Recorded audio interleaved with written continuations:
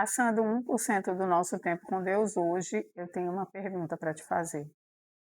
Quantos anos de cegueira espiritual você vai precisar até finalmente pedir o socorro de Deus? Juízes capítulo 9. Abimeleque, filho de Jerubaal, ou seja, Gideão, foi a Siquém, aos parentes da sua mãe, e falou com eles e com toda a geração da casa do seu avô materno, dizendo: Peço-lhes que perguntem a todos os cidadãos de Siquém: o que é melhor para vocês? Que 70 homens, todos os filhos de Jerubaal, dominem sobre vocês, ou que vocês sejam dominados por apenas um? Lembrem-se também de que eu sou osso e carne de vocês. Então os parentes de sua mãe falaram a todos os cidadãos de Siquém todas aquelas palavras, e o coração deles se inclinou a seguir Abimeleque, porque disseram: é nosso irmão. E deram-lhe 70 peças de prata da casa de Baal-Berite, com as quais Abimeleque contratou uns homens levianos e atrevidos que o seguiram. Foi à casa do seu pai em Ofra e matou os seus irmãos, os filhos de Jerubaal, 70 homens sobre uma pedra. Porém Jotão, o filho mais moço de Jerubaal, escapou, porque havia se escondido. Então se reuniram todos os cidadãos de Siquém e toda Bate-Milo, foram e proclamaram Abimeleque rei, junto ao carvalho memorial que está perto de Siquém. Quando soube disso, Jotão foi e se pôs no alto do monte Gerizim, e em voz alta gritou, dizendo: Cidadãos de Siquém, escutem o que eu vou dizer, e Deus escutará vocês. Certa vez as árvores foram ungir para si um rei.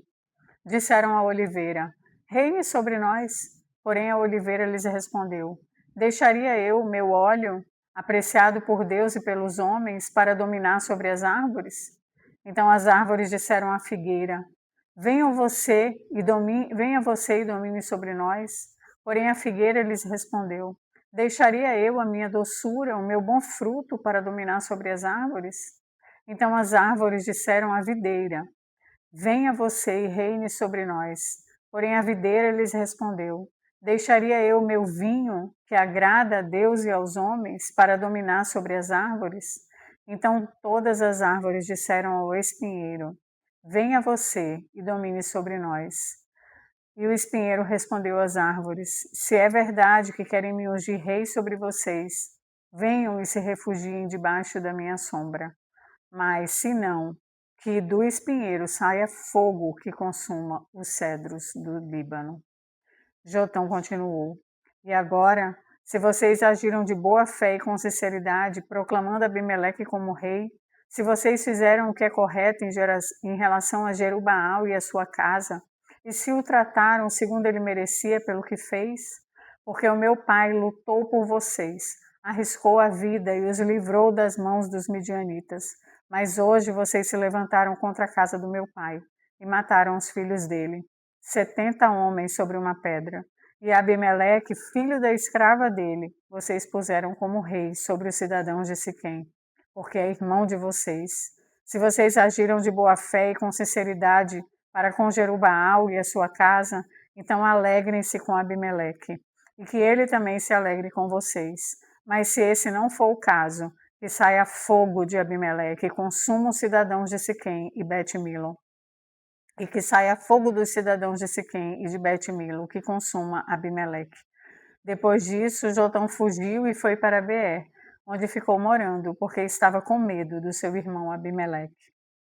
Abimeleque havia dominado sobre Israel durante 3 anos, quando Deus suscitou um espírito de aversão entre Abimeleque e os cidadãos de Siquém, que foram desleais com Abimeleque. Isso aconteceu para que fosse vingada a violência praticada contra os 70 filhos de Jerubaal, e para que fossem castigados tanto Abimeleque, que era irmão deles, e os havia matado, como os cidadãos de Siquém, que contribuíram para que ele matasse os seus próprios irmãos.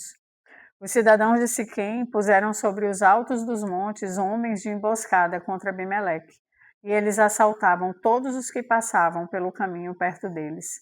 E Abimeleque foi informado disso. Gaal, filho de Ebed, veio com seus irmãos e se estabeleceram em Siquém. E os cidadãos de Siquém confiaram nele. Foram ao campo, cortaram os cachos das vinhas, pisaram as uvas, fizeram festas, foram à casa de seu Deus, comeram, beberam e amaldiçoaram Abimeleque. E Gaal, filho de Ebede, disse: Quem é Abimeleque? E quem somos nós de Siquém, para que o sirvamos? Não é ele filho de Jerubaal? E não é Zebul o seu oficial? Seria melhor servir os homens de Amor, pai de Siquém. Mas nós, por que serviremos a ele? Quem dera estivesse esse povo na minha mão. Eu expulsaria Abimeleque. Eu diria a Abimeleque: multiplique o seu exército e venha lutar. Quando Zebul, governador da cidade, ouviu as palavras de Gaal, filho de Ebede, ficou furioso e enviou secretamente mensageiros a Abimeleque, dizendo: Eis que Gaal, filho de Ebede, e seus irmãos vieram a Siquém e estão alvoroçando a cidade contra você. Levante-se de noite, você e o povo que estiver com você, e ponham-se de emboscada no campo. Levante-se pela manhã ao sair do sol e ataque a cidade. Quando Gaal com a sua gente sair para atacar, faça com ele o que vier ao seu alcance. Assim Abimeleque se levantou de noite, e todo o povo que estava com ele, e se puseram de emboscada contra Siquém, em 4 grupos. Gaal, filho de Ebede, saiu e pôs-se à entrada do portão da cidade. Com isso, Abimeleque e todo o povo que estava com ele se levantaram das emboscadas. Gaal viu aquele povo e disse a Zebul: Veja, vem gente descendo do alto dos montes. Mas Zebul respondeu: Você está vendo as sombras dos montes, elas se parecem com homens. Porém Gaal tornou ainda a falar e disse: Veja, vem gente descendo bem na nossa frente, e uma tropa vem vindo do caminho do carvalho dos adivinhos. Então Zebul disse a Gaal: Onde ficaram agora as suas ameaças? Não foi você que dizia: Quem é Abimeleque para que o sirvamos? Não é esse povo que você desprezou? Pois saia agora e vá lutar contra ele. Gaal saiu à frente dos cidadãos de Siquém e lutou contra Abimeleque. Abimeleque perseguiu Gaal, que fugiu dele, e muitos feridos caíram até a entrada do portão da cidade. Abimeleque ficou em Arumá, e Zebul expulsou Gaal e seus irmãos para que não ficassem morando em Siquém. No dia seguinte, o povo de Siquém saiu ao campo e Abimeleque foi avisado disso. Então ele reuniu seus homens e os dividiu em 3 grupos e os pôs de emboscada no campo. Quando Abimeleque viu que o povo saía da cidade, levantou-se contra eles e os atacou. Abimeleque e o grupo que estava com ele correram e tomaram posição junto à entrada da cidade, enquanto os 2 outros grupos atacaram todos os que estavam no campo e os destroçaram. Abimeleque lutou contra a cidade durante todo aquele dia. Tomou a cidade e matou o povo que nela havia. Arrasou a cidade e espalhou sal sobre ela. Todos os cidadãos da torre de Siquém souberam disso e entraram na fortaleza do templo de El-Berite. Mas Abimeleque soube que todos os cidadãos da torre de Siquém se haviam reunido. Então ele subiu o monte Salmão, ele e todo o seu povo. Abimeleque pegou o machado e cortou o galho de uma árvore. Ele o levantou, pôs no ombro e disse ao povo que estava com ele: O que vocês me viram fazer, façam também vocês, depressa. Assim, cada um deles cortou um galho e seguiu Abimeleque. Puseram os galhos ao redor da fortaleza e os incendiaram. Assim morreram todos os que estavam na torre de Siquém, mais ou menos 1000 pessoas, homens e mulheres. Então Abimeleque foi a Tebes, sitiou a cidade e a tomou. Havia, porém, no meio da cidade uma torre forte, e todos os homens e mulheres, todos os moradores da cidade fugiram para lá. Fecharam as portas da torre e subiram ao terraço. Abimeleque veio até a torre, lutou contra ela e se aproximou da porta para incendiar.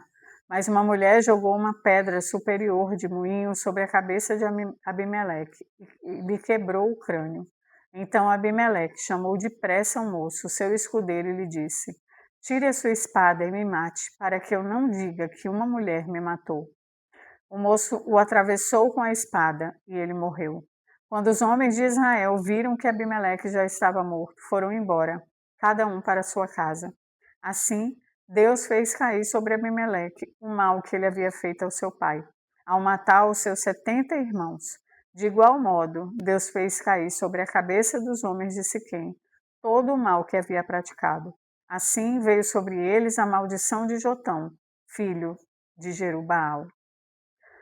Eu quero te perguntar, Você está disposto a esperar pela vingança de Deus? O único filho que sobrou de Gideão, o Jerubaal, depois daquele discurso, fugiu. Depois de fazer essas comparações sobre quem o povo estava escolhendo para ser seu rei, fugiu com medo do irmão. E a palavra diz que 3 anos depois, ou seja, tudo ficou sob o governo de Abimeleque. E 3 anos depois, Deus levantou, suscitou um espírito de aversão entre Abimeleque e os cidadãos de Siquém. 3 anos depois. Nós queremos tudo para ontem. Quando algo acontece e não está de acordo com o que a gente quer tomar providências imediatas, quer a justiça a qualquer preço. Mas Deus, Ele não está cego, nem surdo. Ele está vendo. E Ele é Deus de providência. Para aqueles que são fiéis a Ele, Ele não vai ficar parado. Nós precisamos confiar e descansar, seguir a nossa vida, deixar a justiça nas mãos de Deus, porque é dele a justiça. Quanto mais nós nos envolvemos com essa rede de rancor, de mágoa, de raiva, mais nós entramos num campo de destruição da nossa própria vida. Precisamos aprender a entregar a Deus aquilo que precisa de justiça para que Ele mesmo o faça. Capítulo 10. Depois de Abimeleque, Tolá, filho de Puá, filho de Dodô, homem de Issacar, se levantou para livrar Israel. Ele morava em Samir, na região montanhosa de Efraim. Julgou Israel durante 23 anos. Depois morreu e foi sepultado em Samir. Depois dele se levantou Jair, Gileadita, que julgou Israel durante 22 anos. Ele tinha 30 filhos que cavalgavam 30 jumentos, e eles tinham 30 cidades, a que chamavam Avote Jair, até o dia de hoje, as quais estão na terra de Gileade. Jair morreu e foi sepultado em Camã.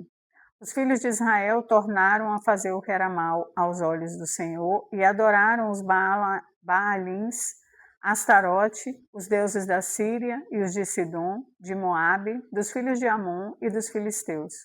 Eles abandonaram o Senhor e deixaram de adorá-lo. Então a ira do Senhor se acendeu contra Israel e ele os entregou nas mãos dos filisteus e nas mãos dos filhos de Amon, os quais nesse mesmo ano esmagaram e oprimiram os filhos de Israel. Durante 18 anos oprimiram os filhos de Israel, que estavam do outro lado do Jordão, na terra dos amorreus, que está em Gileade. Os filhos de Amon passaram o Jordão para lutar também contra Judá, contra Benjamim e contra a casa de Efraim, de maneira que Israel se viu muito angustiado. Então os filhos de Israel clamaram ao Senhor, dizendo: pecamos contra ti, porque deixamos o nosso Deus e adoramos os Baalins. E o Senhor respondeu aos filhos de Israel: quando os egípcios, os amorreus, os filhos de Amon, os filisteus, os sidônios, os amalequitas e os maonitas oprimiram vocês e vocês clamaram a mim, não é verdade que eu os livrei das mãos deles? Mas vocês me abandonaram e serviram outros deuses, por isso não os livrarei mais. Vão e clamem aos deuses que vocês escolheram, que eles os livrem do tempo de aperto. Mas os filhos de Israel disseram ao Senhor: nós pecamos, faze-nos tudo o que te parecer bem, mas por favor, livrai-nos ainda esta vez. E tiraram os deuses estranhos do meio de si e adoraram o Senhor. E ele já não pôde reter a sua compaixão diante da desgraça de Israel. Os filhos de Amon foram convocados e acamparam em Gileade. Os filhos de Israel, por sua vez, se reuniram e acamparam em Mispa. Então o povo, aliás, os chefes de Gileade, disseram uns aos outros: quem será o homem que começará a lutar contra os filhos de Amon? Quem fizer isso será o chefe de todos os moradores de Gileade. Quanto tempo de cegueira espiritual esperamos para pedir socorro para o Senhor? A palavra mostra esse coração cheio de compaixão, misericordioso de Deus, que mesmo quando está irado com o povo, diante de um coração quebrantado, Ele inclina o seu favor. 18 anos esse povo passou sofrendo até pedir socorro ao Senhor. Sabe que eu penso que às vezes a gente se acomoda no sofrimento. Às vezes a gente acredita que não tem jeito, que a vida é aquilo mesmo e que nunca vai passar. E a gente simplesmente deixa de lado e esquece que existe um Deus todo-poderoso, um Deus que faz o impossível, um Deus que nos tira da escuridão e nos leva para a luz. Basta quebrantar o nosso coração e clamar a Ele, e Ele se inclinará para nós. Amém?